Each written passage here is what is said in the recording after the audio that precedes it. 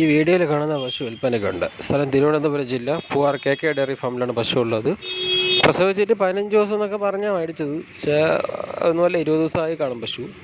അപ്പം നിലവിൽ 2 നേരം കൂടി ഒരു 14 to 16 പാല് പ്രതീക്ഷിക്കുക. നാട്ടിൽ നിന്നുള്ള പശു തന്നെയാണ്. മൂരിക്കുട്ടിയാണ്, 2ാമത്തെ പ്രസവമാണ്. അപ്പോൾ താല്പര്യമുള്ളവർ കോൺടാക്ട് ചെയ്യുക. പശു ഉള്ളത് KK ഡയറി ഫാം, തിരുവനന്തപുരം ജില്ല, പൂവാർ.